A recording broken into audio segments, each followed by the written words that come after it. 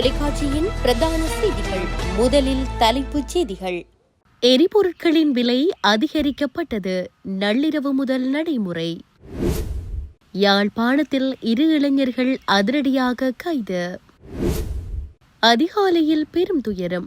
பற்றியெறிந்த வீட்டில் பறிபோன உயிர்கள். 6 வயது சிறுமியை கூட்டாக சீரழித்து மாடியிலிருந்து வீசியெறிந்த கும்பல்.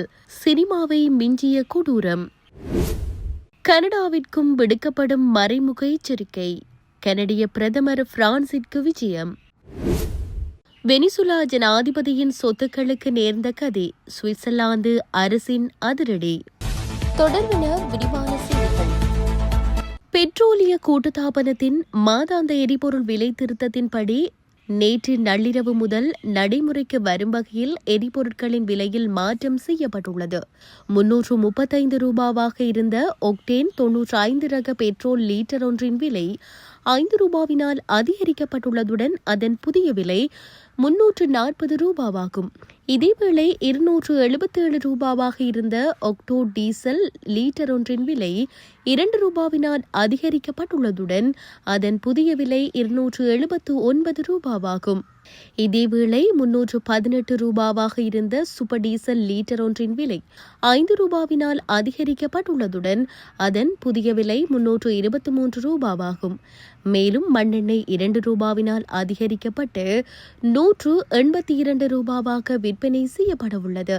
ஒக்டேன் 95 ரக பெட்ரோலின் விலையை எந்த மாற்றமும் மேற்கொள்ளப்படாது 294 ரூபாவிற்கே விற்பனை செய்யப்படவுள்ளது. யாழ்ப்பாணத்தில் போதைப் பொருளுடன் 2 இளைஞர்கள் கைது செய்யப்பட்டுள்ளதாக போலீசார் தெரிவித்துள்ளனர். யாழ்ப்பாணம் கொழும்புத்துறை பகுதியைச் சேர்ந்த இளைஞர்களே இவ்வாறு கைது செய்யப்பட்டுள்ளனர். இதன்போது கைது செய்யப்பட்டவர்களிடம் இருந்து 4 கிராம் 90 மில்லிகிராம் போதைப்பொருள் மீட்கப்பட்டுள்ளது. கைது செய்யப்பட்ட இருவரையும் யாழ்ப்பாண போலீஸ் நிலையத்தில் தடுத்து வைத்து மேலதிக விசாரணைகள் முன்னெடுக்கப்பட்டுள்ளன. குடும்ப தகராறு காரணமாக தந்தையொருவர் தனது வீட்டிற்கு பெட்ரோல் ஊற்றி தீ வைத்ததில் தந்தையும் மகளும் தீயில் கருகி உயிரிழந்துள்ள சம்பவம் பெரும் அதிர்ச்சியையும் துயரத்தையும் ஏற்படுத்தியுள்ளது. இந்த சம்பவம் அனுராதபுரம் கலன்பிந்துனுவெவ படிக்காறு மடுவ பகுதியில் இன்று அதிகாலை 2 மணியளவில் இடம்பெற்றுள்ளது. சம்பவத்தில் 43 வயதுடைய தந்தையும் 13 வயதுடைய மகளும் உயிரிழந்துள்ளனர். தீ விபத்தில் சிக்கிய 36 வயதுடைய மனைவி, 15 வயதுடைய மகள், 20 வயதுடைய மகன் மற்றும் 66 வயதுடைய பாட்டி ஆகியோர் அனுராதபுரம் போதனா வைத்தியசாலையில் அனுமதிக்கப்பட்டுள்ளனர். தந்தை வீட்டிற்கு தீ வைத்த போது 2 மகள்கள், மனைவி மற்றும் மனைவியின் தாய் மட்டுமே வீட்டில் இருந்துள்ளனர்.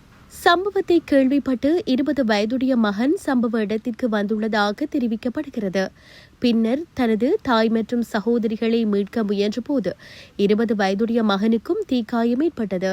தீ வைத்த நபர் அடிக்கடி மது அருந்திவிட்டு தனது மனைவியை தாக்கி வந்ததாகவும் அவர்களுக்கிடையே ஏற்பட்ட தகராறுகள் காரணமாக கலன்பிந்துனுவெவ போலீஸ் நிலையத்தில் பலமுறை முறைப்பாடு அளிக்கப்பட்டு 2 தரப்பினரும் எச்சரிக்கப்பட்டுள்ளதாகவும் போலீஸ் விசாரணைகளில் தெரியவந்துள்ளது.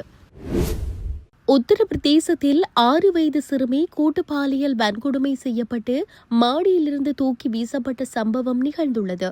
உத்தரப்பிரதேசத்தின் புலந்த்ஷஹரின் சஹூட் பகுதியில் வீட்டின் வெளியே விளையாடிக் கொண்டிருந்த 6 வயது சிறுமியை அதே பகுதியில் வசிக்கும் 2 இளைஞர்கள் ஆசை வார்த்தை கூறி அங்குள்ள கட்டடத்தின் மொட்டை மாடிக்கு அழைத்து சென்றனர். அங்கு வைத்து இருவரும் சிறுமியை கூட்டு பாலியல் வன்கொடுமை செய்துள்ளனர். குற்றத்தை மறைக்க வன்கொடுமை செய்தபின் அந்த சிறுமியை மொட்டை மாடியிலிருந்து கீழே தூக்கி வீசியுள்ளனர். சிறுமியின் அலறல் சத்தம் கேட்டு அக்கம் பக்கத்தினர் திரண்டதைக் கண்டு குற்றவாளிகள் தப்பியோடினர். பலத்த காயமடைந்த சிறுமி மீட்கப்பட்டு மருத்துவமனையில் அனுமதிக்கப்பட்ட நிலையில் சிகிச்சை பலனின்றி உயிரிழந்தார். இந்த சம்பவம் குறித்து வழக்கு பதிவு செய்த போலீசார் தலைமறைவான 2 பேரையும் கைது செய்துள்ளனர். அவர்கள் மீது போக்சோ மற்றும் கூட்டு பாலியல் வன்கொடுமை ஆகிய பிரிவுகளின் கீழ் வழக்கு பதிவு செய்யப்பட்டுள்ளது. 2025-2026 காலப்பகுதியில் அமெரிக்க ஜனாதிபதி டொனால்ட் ட்ரம்ப் மேற்கொண்ட நடவடிக்கைகள் உலக அரசியல் சமநிலையை அடியோடு மாற்றும் வகையில் அமைந்துள்ளதுடன் கனடா போன்ற அண்டை நாடுகளுக்கும் நேரடியான எச்சரிக்கையாக பார்க்கப்படுகின்றன என்று அரசியல் ஆய்வாளர்கள் எச்சரிக்கின்றனர். வெனிசுலாவில் மேற்கொள்ளப்பட்ட திடீர் ராணுவ நடவடிக்கையின் மூலம் அந்நாட்டு ஜனாதிபதி நிக்கோலஸ் மதுரோ கைது செய்யப்பட்டு அமெரிக்க சிறையில் அடைக்கப்பட்ட சம்பவம் ஒரு சுயாதீன நாட்டின் இறையாண்மையை முற்றாக புறக்கணித்த செயலாக கருதப்படுகிறது. உலகின் மிகப்பெரிய எண்ணெய் களஞ்சியங்களில் ஒன்றை தன் கட்டுப்பாட்டுக்குள் கொண்டு வந்த ட்ரம்ப் சர்வதேச சமூகத்தின் எதிர்ப்பே இல்லாமல் தனது அதிகார எல்லைகளை விரிவுபடுத்தியதாக விமர்சனங்கள் எழுந்துள்ளன. வெனிசுலாவின் எண்ணெய் உற்பத்தி சரிந்த காலத்தில் கனடாவின் எண்ணெய் அமெரிக்க மற்றும் வட அமெரிக்க சந்தைகளில் முக்கிய இடத்தை பிடித்திருந்தது. ஆனால் இப்போது கராகஸ் எண்ணெய் குழாய் முழுமையாக அமெரிக்க கட்டுப்பாட்டில் இருப்பதால் கனடாவின் கச்சா எண்ணெய் மாற்றப்படக்கூடிய நிலை உருவாகியுள்ளதாக அரசியல் மற்றும் பொருளாதார நிபுணர்கள் கூறுகின்றனர். இதன் விளைவாக கனடாவின் ஆற்றல் வருவாயில் பெரிய வெற்றிடம், சர்வதேச சந்தைகளில் கனடாவின் செல்வாக்கு குறைவு, அமெரிக்காவிற்கு மேலாதிக்கம் போன்ற நிலைமைகள் உருவாகலாம் என்ற அச்சம் நிலவுகிறது. வெனிசுவேலா நடவடிக்கைக்கு அடுத்த நாளே கிரீன்லாந்தின் இறையாண்மை குறித்தும் ட்ரம்ப் கேள்வி எழுப்பினார். தேசிய பாதுகாப்பிற்காக கிரீன்லாந்து எங்களுக்கு தேவை, டென்மார்க் இதை பாதுகாக்க முடியாது என்று அவர் கூறியபோது சர்வதேச ஒப்பந்தங்களையும் எல்லைகளையும் புறக்கணிக்கும் மனநிலையை வெளிப்படுத்துவதாக விமர்சிக்கப்பட்டது. மேலும் கொலம்பியா மற்றும் மெக்சிகோ ஆகிய நாடுகளுக்கும் அவர் வெளிப்படையாக மிரட்டல்களை விடுத்தார். உக்ரைனில் நடைபெறும் ரஷ்ய போரை முடிவுக்கு கொண்டுவரும் முயற்சியின் ஒரு பகுதியாக கனடா பிரதமர் மார்க் கார்னே பிரான்சின் பாரிஸ் நகருக்கு பயணம் மேற்கொள்கிறார். இந்த பயணத்தின் போது கனடா, பிரான்ஸ் உள்ளிட்ட ஐரோப்பிய நாடுகளை உள்ளடக்கிய ஹொலிஷன் ஆஃப் த வில்லிங் எனப்படும் கூட்டணியின் தலைவர்களுடன் ஹார்னி சந்தித்து ஆலோசனை நடத்தவுள்ளார். ரஷ்யா உக்ரைனை தாக்கியதற்கு 4 ஆண்டுகள் நிறைவடைய உள்ள நிலையில் பேச்சுவார்த்தைகள் மூலம் அமைதி உடன்படிக்கையை விரைவுபடுத்துவதே இந்த சந்திப்பின் முக்கிய நோக்கமாகும். உக்ரைனை வலுப்படுத்துவதும் எதிர்காலத்தில் ரஷ்யாவின் தாக்குதல்களை தடுப்பதும் தான் தனது முதன்மை இலக்கு என ஹார்னி தெரிவித்தார். அமெரிக்கா உள்ளிட்ட நாடுகளிடம் இருந்து உக்ரைன் பாதுகாப்பு உத்தரவாதங்களை நாடி வரும் நிலையில் கனடா தொடர்ந்து உறுதியான ஆதரவை வழங்கும் என்றும் அவர் கூறினார். கடந்த மாத இறுதியில் ஹாலிபாக்ஸில் உக்ரைன் ஜனாதிபதி வொலோடிமிர் செலன்ஸ்கியை ஹார்னி சந்தித்தபோது 2.5 பில்லியன் அமெரிக்க டாலர் நிதியுதவி மற்றும் கடன் உத்தரவாதங்களை கனடா அறிவித்தமை குறிப்பிடத்தக்கது.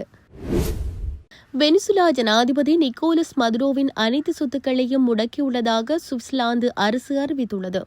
அமெரிக்காவிற்குள் போதைப் பொருட்களை கடத்துவதாக குற்றம் சாட்டி அந்நாட்டு படைகளால் வெனிசுலா ஜனாதிபதி நிக்கோலஸ் மதுரோ, அவரின் மனைவி சிலியா புளோரஸ் சிறைப்பிடிக்கப்பட்டனர்.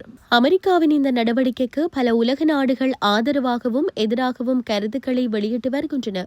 இந்த நிலையில் வெனிசுலா அதிபர் நிக்கோலஸ் மதுரோவின் அனைத்து சொத்துக்களையும் முடக்குவதற்கு சுவிட்சர்லாந்து அரசு அறிவித்துள்ளது. இதுகுறித்து சுவிட்சர்லாந்து அதிகாரப்பூர்வ அறிவிப்பு ஒன்றை வெளியிட்டிருக்கிறது. அதில் நிக்கோலஸ் மதுரோ அல்லது அவருடன் தொடர்புள்ளவர்கள் சுவிட்சர்லாந்தில் வைத்திருக்கும் எந்தவொரு சொத்தையும் உடனடியாக முடக்க முடிவு செய்யப்பட்டுள்ளது. சொத்து முடக்கம் உடனடியாக இன்று முதல் முடக்கத்திற்கு வந்துள்ளது. மறு அறிவிப்பு வரும் வரை இந்த உத்தரவு 4 ஆண்டுகளுக்கு செல்லுபடியாகும். ஏதேனும் சொத்துக்கள் சட்டவிரோதமானவை என்று தெரியவந்தால் அவை வெனிசுலா மக்களுக்கு பயன்படும் வகையில் சுவிட்சர்லாந்து அரசு தம்மாலான அனைத்து உதவிகளையும் செய்யும். தற்போதுள்ள சூழ்நிலையில் சட்டவிரோதமாக சம்பாதித்த எந்தவொரு சொத்தையும் சுவிட்சர்லாந்திலிருந்து வெளியே மாற்ற முடியாது என்பதை உறுதி செய்து கொள்ள விரும்புகிறோம். இவ்வாறு அந்த அறிவிப்பில் தெரிவிக்கப்பட்டுள்ளது. இத்துடன் செய்திகள் யாவும் நிறைவு பெறுகின்றன. மேலதிக செய்திகளை அறிந்து கொள்வதற்கு www.tamilaram.com எனும் இணையதளத்தை பார்வையிடுங்கள்.